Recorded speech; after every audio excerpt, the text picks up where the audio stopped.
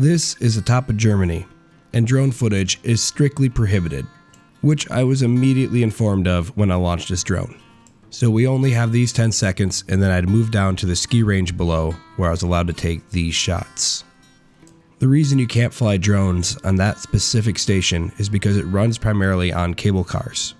And while it's unlikely that a drone flying into the cables would damage those cable cars, it is a risk, and so we're not allowed to take footage there. Fortunately, the staff was gracious enough to let us fly this as long as we kept away from the cars. These are two of my friends, and while they fall several times in this footage, they are the best snowboarders that we have in our little friend group.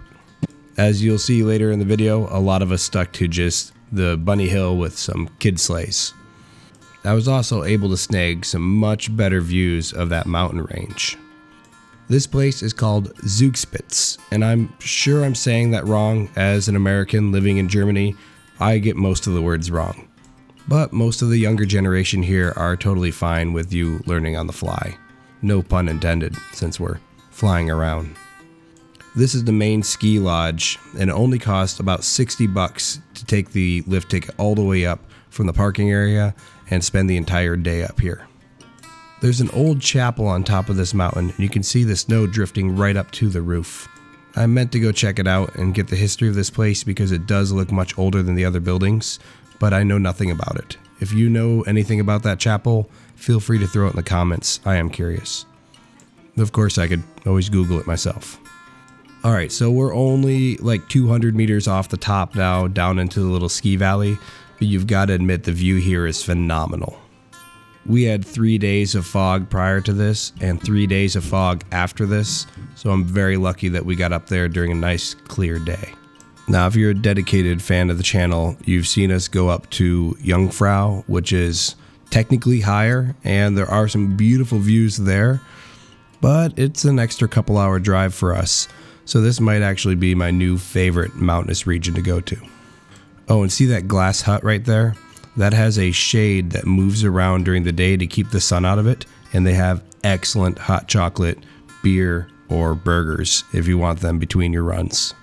So you know how I said most of us went on the kiddie hills and just went sledding for the day? Well, here we are, but little did we know that these are no joke sleds. They have polished steel rails underneath them, and if you fall off the beaten path, you'll cut right into the ground here like my buddy did. But if you stay on the groomed path, you will fly, no matter how much you drag your feet behind you. Like my buddy Zach here, launching off the path and slowing himself down by finally digging in. I wish I would have had the camera rolling when I hit that bank. I'm a much bigger guy, and when I hit it, I went flying. Got dish plate sized bruises on both my thighs, but I have no footage of that, unfortunately. Here we are doing the best we can to slow down, at great expense to our heels, knees, and ankles. But once you get past that first curve, it smooths out a little bit. We're able to get a little bit of controlled sledding in here. I don't know if they just make kids tougher over here, or if I'm just getting old and brittle as an adult, but this seemed like a pretty intense sledding hill, if I had to be honest. I never thought that I'd get a truly Calvin and Hobbes moment on a sled, but I got more air on this day on the sleds than I ever have had on a snowboard. The only thing I'd change about that whole day is that since we're sitting at about 9,000 feet, I would have really preferred to use the chair lifts to get those sleds up, but they don't let you take the sleds up on the big lifts.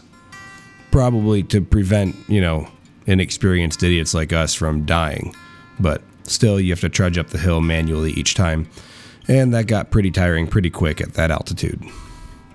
A few runs in and I called it, got a burger and some hot chocolate in the glass hut. So here I am, wrapping up the day and wrapping up the video, trying to do a nice little land in the hand maneuver here and nearly took off my own head. But all in all, the trip was worth it, even if it was just for the view.